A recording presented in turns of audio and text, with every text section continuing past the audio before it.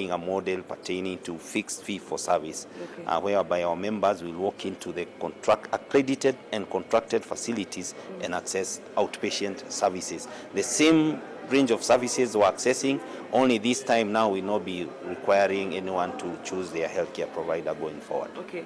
Can this be good news to some of the Kenyans who have been paying or contributing their NHIF contribution, but they have not been receiving any services, especially now that nurses have been on strike for 5 months, and Kenyans who've been in need of the health services have not been getting it? Speaking now, looking at that 50% of health facilities have been shut down because of lack of nurses in the facility.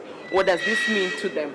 I think this means good to them. Our members are free to choose between the public providers, between the private providers, and you can get services even from the faith-based providers. So I think this will ease the burden one could be having, and the ease of accessing the benefit packages. So I think this is a good move to our members in trying to see how best do we provision the services that we should be giving them. There are about 2,000 NHIF accredited facilities in the country. What does this move, what is the difference between the move right now and how it was initially? How was it initially and how is it better now for a Kenyan who is contributing towards the NHIF? I think the only change we have here is to the providers, to the hospitals. To the member, there is no change because the benefit package is the same.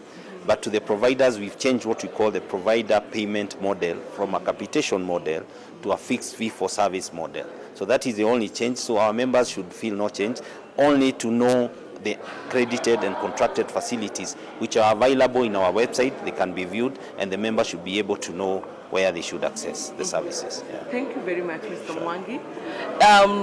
Basically, initially, Kenyans would have to choose one healthcare facility where they'll get their facility, and they'll be tied to this for half the year or quarter of the year until they get another opportunity to change the facility.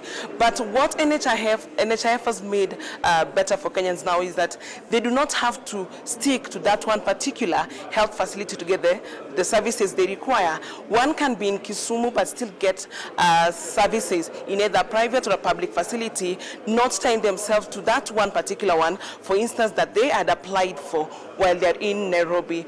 So I think this is a move that will help Kenyans, especially right now, that things are thick in the public healthcare facility owing to the nurses' strike.